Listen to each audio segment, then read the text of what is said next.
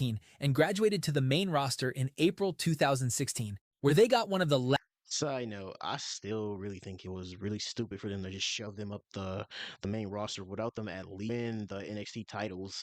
Oh, what's up? Oh, what's up? Yo, what up? It's Amore back here with another video. Today we're about to be reacting to what happened to every forgotten wrestler, and the video is going to be by Wrestling Fusion. Let's just get straight into it because I see Ryback on the thumbnail, so I already know where that nigga is. He's on TikTok for some reason, I guess.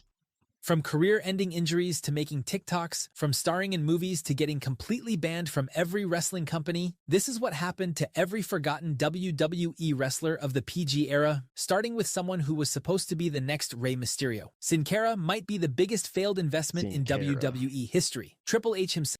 Look. I'm a big fan of these, these channels, but like they gotta cool it and just talk in your video, bro. Because there's some good channels, but like this AI shit is really not helping. You butchering the names like hell. That's just my take. Flew to Mexico City, held a press conference, and introduced the American wrestling fans to Mystico, the biggest professional wrestling star in all of Mexico. This man had literal comic books based on him. His merchandise outsold everyone in CMLL. When he came to the WWE, he was repackaged as Sin Cara, and the plan was to replace an aging Rey Mysterio. Bro, you see what I mean? So he got his name right there, but then you butcher it a little. Oh my god. I guess. It's just the little things with me, I guess. With a fresh and younger luchador. However, that plan fell apart almost immediately. Sin Cara went straight to the main roster without ever learning the WWE style, without picking up a word of English, and wearing a new mask he could barely see out of. The botches started in his very first match and never stopped. The company presented his matches in yellow and blue lighting, partly for atmosphere, partly to distract from the chaos inside the ring. Then came the wellness violation just 3 months in, which led to a 30-day suspension. WWE kept the character on TV anyway by quietly putting Hunico under the mask. When the original Sin Cara returned, they turned it into a storyline, which led to a mask versus mask match. But by that point, nobody trusted the original Sin Cara in a top spot anymore. He lingered in the mid-card for 2 more years, racking up injuries and never finding his footing. WWE quietly released him in March 2014 without much fanfare. He went back to Wasn't the last strike with this nigga was like with that Del Rio thing? Because I guess Del Rio said he talked him into quitting, which I kind of doubt. He literally said, when the original Sin Cara broke his like finger, and he said, bro, you're lazy. I reacted to a video, a couple of videos. Uh, it was when wrestlers get into it, I guess. And he said when he broke his finger, he called Del Rio like attacked him and then called him lazy. And then the original Sin Cara said he didn't want to be here no more, so then he quit. But I guess. Mexico, wrestled in AAA, and eventually then returned to CMLL. Today, he's back to being a top star in Mexico, even signing with AEW and becoming part of the AEW World Trios Championship picture. But while Sin Cara's WWE chapter ended with a cultural mismatch, our next wrestler is a case of someone who had the right character, but the company never pulled the trigger. Tyler Breeze spent years in NXT building a standout character. Hey, this is the syndrome of being in the right place, but like with the wrong management. Bro, this nigga could have been a huge ass superstar right now. I feel like this nigga Vince McMahon fucked up everything with this nigga. He came to the main roster without even getting like a NXT title run or at least a tag team title run. Well, he got a tag team title run like years later, but like I feel like it was just way too late. He feuded with Sammy, Finn, and even Japanese legend Jushin Thunder Liger. He was an NXT hotshot for the better part of 3 years, and the crowd absolutely loved him. So when his main roster call-up finally came in October 2015, fans were genuinely excited. But it lasted about 6 months. Breeze debuted strong against Dolph Ziggler, but after that, creative had nothing for him. He bounced around Raw and SmackDown without direction, losing more than winning, never sniffing a title shot that mattered. The company eventually paired him with Fandango as Breezango, And honestly, the Fashion Police segments they did on SmackDown were some of the most entertaining content on the show in 2016 and 2017. The crowd adored them. They got championship shots, but they never got a major title run, and by 2018 they were shipped back down to NXT. In June 2021, WWE released both men as part of a round of budget cuts. Since then, he's wrestled occasionally on the independents, co-founded the Flatbacks Wrestling School in Florida with Shawn Spears, and came back to WWE in a non-wrestling capacity, coaching at the Performance Center and co-hosting the Up Up Down Down gaming channel. He's even made some smart real estate investments and built a strong portfolio outside wrestling. He made a surprise return at NXT Homecoming in September 2025, and as of late 2025, he said he'd be open to coming back full-time if the opportunity presented itself. But at least Breeze got a decade in the company. The next guy on our list. Man, bro, like I said, it was just like such a like thing where they just butchered the fuck out of his like whole little gimmick.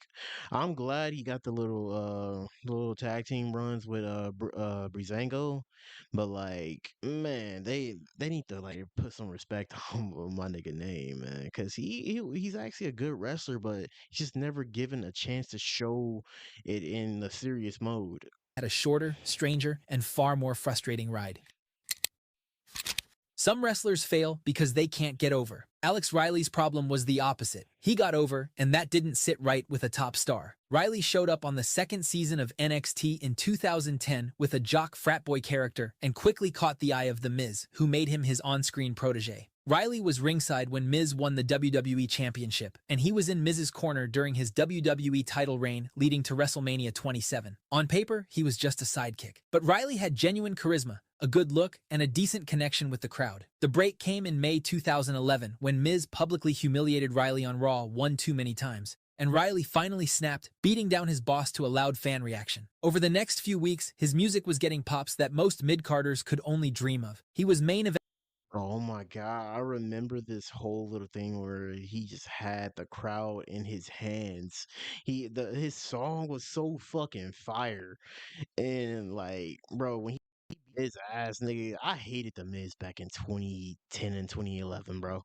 And I mean, that's what you're supposed to do. You're supposed to hate the Miz, bro. Like, I like real heel heat. But like when he was beating the Miz's ass, bro, it was just so fucking hilarious, man. We finally saw the weeks of abuse, and it finally paid off. Presenting Raw, standing across the ring from established stars, and everything pointed to a real push. But then, it just stopped. The widely reported reason is backstage heat with John Cena. Arn Anderson later confirmed there was a story circulating that Riley wasn't receptive when Cena tried to offer him advice, and in WWE's locker room culture, that gets back to management fast. Riley himself has acknowledged there was an incident involving a top star that derailed his career, and while he's never named names outright, no one who follows wrestling has missed the implication. He was quietly removed from television and spent 2 years making occasional live event appearances while working as a commentator on NXT and SmackDown pre-shows. He tried to fight his way back with a Twitter campaign and briefly got a storyline with Kevin Owens on NXT, but a knee injury derailed the momentum. By May 2016, WWE released him alongside several others. He wrestled a handful of indie dates years later, but his wrestling career was effectively over the day he crossed the wrong person. Bro, I'm not gonna lie. I literally like didn't even know he was still wasn't he was like still in the company at the time because I didn't really heavily watch NXT like back in like 2015 and 2016. I got on it probably at the leg end of 2016 where they were starting to like just pop up and just do their thing. But like I didn't even know he was still in the company. And to just learn that John Cena kind of was the cause of him just like not wanting to, like get a push. I mean, well, not getting a push. I mean, it was just really suck. Come on, John. I mean, we forgive John now, but like John Cena did like douchebag shit throughout the years. But I still respect John for that, for like everything else. In that locker room. Vladimir Kozlov had a menacing presence and a legit combat sports background. He steamrolled local talent, then moved up to bigger names, scoring wins over Jeff Hardy and even The Undertaker, something very few people in WWE history can claim. By November 2008, he was in the main event of Survivor Series challenging Triple H and Edge for the WWE Championship. Less than Yo, I'm not gonna lie. I watched this match just like on screen. I remember this night of like SmackDown. I'm like, who is this guy and why is he why is he facing Triple H for the WWE Championship? I remember this is like kind of like the last one where I kind of took this nigga serious, Loki. 8 months into his WWE run, and he was already in a title match on a major pay-per-view. That's an extraordinary trajectory. But the crowd never fully bought in. Part of it was timing, and part of it was that Kozlov had real limitations on the mic, and his matches, while physically imposing, lacked the excitement to hold an audience. After Survivor Series, the push stalled. He started losing, and the invincible monster image evaporated quickly. He was sent to ECW in 2009, which was already a sinking ship, and spent time in a forgettable faction with William Regal and Ezekiel Jackson. And oh my God, losing to Ezekiel Jackson. Hey man, at that time, bro, this nigga had a fire ass song. I give it to Ezekiel Jackson, but like, this nigga had no charisma. I'm sorry.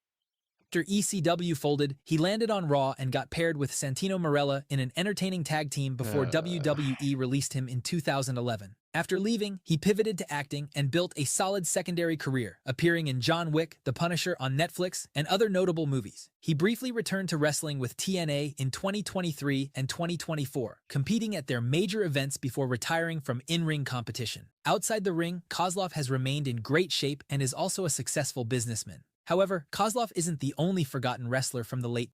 Okay, man. Hey, at least it turned out well for him. I'm glad it really turned out well for him, and he, grew like an extensive like Hollywood career. That's what like every WWE superstar like wants to do after wrestling. So like, I'm glad it kind of ended on a really good note for this nigga too. So shit, congrats to him. 2000s. You may recognize Evan Bourne from the clips of him getting RKO'd midair by Randy Orton. A 10-year indie veteran by the time he debuted on ECW in 2008, Bourne had developed a hybrid style pulling from Japanese, lucha libre, and European wrestling that made him unique. His finishing move, the Shooting Star Press, was so awesome that WWE gave him the Slammy Award for Best Finishing Maneuver in his very first year with the company. He floated between ECW and Raw for 3 years, getting periodic pushes that never quite stuck until 2011 when WWE finally found the right formula.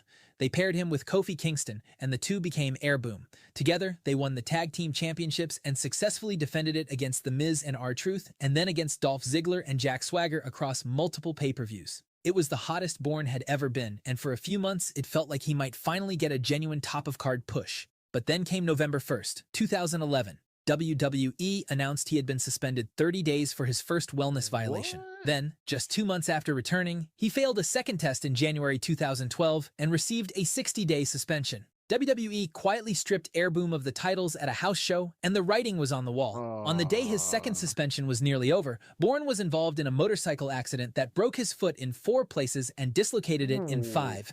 The injury required surgery and kept him out of action for an entire year. He finally returned in March 2013, but the company had moved on. WWE released him quietly in June 2014 without a farewell match or storyline. After leaving, Bourne, going by his real ring name Matt Seidel, rebuilt himself on the independents in Japan and eventually in TNA, where he won the Impact Grand Championship in 2017. He signed with AEW in 2020 and has been a steady presence there ever since, but never reached the heights of his indie days in the 2000s or his time in the WWE. Bourne's story is about...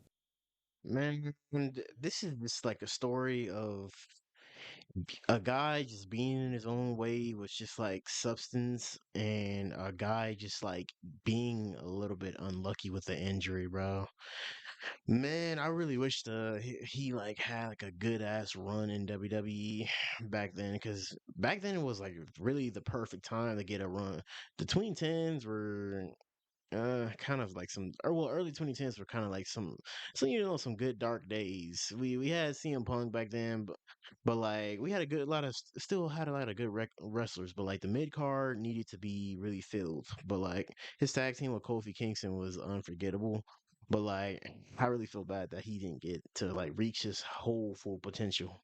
bad luck piling on top of bad choices until there was no road back. But what happened to the next guy on our list is a completely different kind of tragedy. Enzo Amore had zero prior wrestling experience when WWE signed him to NXT in 2012. He was just a guy from New Jersey who loved wrestling and had more personality than almost anyone in the building. And somehow, that was enough. He and his tag team partner Big Cass became the most entertaining act in NXT almost immediately. They won NXT Tag Team of the Year in 2015 and graduated to the main roster in April 2016, where they got one of the Side note, I still really think it was really stupid for them to just shove them up the main roster without them at least trying to win the NXT titles. I really thought this was a great fucking tag team, and they should have won the NXT tag team championships before they got there. loudest debut pops in Raw history. Enzo was never a technical marvel between the ropes, but the crowd didn't care. He connected with fans in a way that can't be faked. However, huge problems were brewing behind the scenes. Enzo had a reputation as one of the most difficult and disrespectful people in the locker room. He talked constantly, never listened, and reportedly had such bad heat with the roster that Roman Reigns personally kicked him off the travel bus at one point. By 2017, WWE split him from Cass and moved him to the cruiserweight division, where Enzo, to his credit, immediately made himself the most hated heel on the brand. He won the Cruiserweight Championship, and for a moment, it seemed like the rebrand was working. But then I'm not gonna lie. I mean, he made himself like the most hated heel on there, but like I still fucked with him because he can talk. He can back it up, but like he could talk, but he had the charisma. Like he every time the nigga came out, he was entertaining. And I still remember that whole thing when he was in the ring and roasted all of the cruiserweights. That may have been like a demotion, but like that nigga made that shit work. came the misconduct allegations in 2018. Mm. WWE fired him immediately, with the title being subsequently vacated. Enzo fully denied the allegations, and in May 2018, the Phoenix Police Department closed the investigation due to insufficient evidence. But that didn't matter for his career. WWE was done, and so was his goodwill with the locker room. Since leaving, Enzo, now Dude. performing as Real One, pursued a rap career, wrestled in MLW, and made his TNA debut in 2025. He still has his charisma. He still has the gift of gab, but the stage he had in WWE will never come back. But while Enzo's fall was sudden and absolute, our next forgotten Yeah, the stage in WWE will never come back because this nigga got himself fucking banned because he snuck into Survivor Series and jumped up and interrupted a whole match. But hey, yeah, I mean, mistakes were made and we gotta forget about those. Star's decline was the opposite, painfully slow and stretched out over years. Brodus Clay had worked as a bodyguard for Snoop Dogg before getting into wrestling and had an intimidating presence. He appeared on NXT, then got his main roster call-up as Alberto Del Rio's bodyguard before quietly being removed from TV for weeks after WrestleMania 27. When WWE spent months in late 2011 running vignettes hyping his return with ominous music Oh and dark God. visuals, fans expected a monster. Instead, on January 9th, 2012, Brodus walked out wearing a red tracksuit, flanked by two dancing women in catsuits, shimmying his 375-pound frame down the ramp in front of a stunned arena. The Funkasaurus was born, and shockingly, it worked. The initial response was electric. Clay went on a 25-match winning streak, squashing opponents. Nigga, this shit was crazy as fuck, bro. I remember seeing these vignettes when I was like 13, dude. I'm like, this nigga about to be a monster, nigga. But then he came out dancing and shit. I'm like, fuck is this nigga? But like, for some years, it actually fucking worked. So I'm actually surprised about that shit. In seconds while the crowd laughed and danced along. He feuded with Dolph Ziggler, Big Show, and others, and by summer 2012, he was one of the most recognizable characters on the show. But former WWE writer Kevin Eck later confirmed that Vince McMahon himself killed the push because he could see Clay wasn't fully buying in. Vince reportedly felt Brodus was going through the motions rather than genuinely embracing the character, and he also wanted him to lose weight. His push quietly died, and by 2013, Clay had been reduced to a comedic tag team with Tensai called Tons of Funk. He appeared in the WrestleMania 30 Andre the Giant Memorial Battle Royal and lost. WWE released him on June 12, 2014. He went to TNA as Tyrus, then eventually left to join the NWA, where he was criticized for his slow in-ring style and basically became an online meme. However, his bigger reinvention happened entirely outside the ring. Since 2016, Clay has made frequent appearances on Fox News as a political commentator, appearing regularly on Gutfeld. I mean, I guess, hey, bro, whatever low key works for people. 'Cause I'm just not gonna end up saying that it didn't work for him, but like his run in fucking, I mean that in ML, what's that shit called? NWA or whatever that wrestling thing's called. It did not work for me, bro. It did not work for me, bro, because like this nigga was literally just like holding that championship hostage, bro. But like, I mean, I'm glad all these people are like doing better, and cause like it's been years past, and I'm glad they're doing better. I mean, WWE's not the only way to everything, but like, hey, I hope these people do more well in the future, cause I'm never like wishing people bad on their luck just cause they got fired from a fucking company for doing some dumb shit. It was years ago. But hey, if you guys enjoyed that video, go check out Wrestling Fusion's original video. And if you like my reactions to WWE videos, go check out the playlist. And we are on the road to 450. I'll catch you guys in the next He video. was the best guy around. What about the people he murdered? What murder?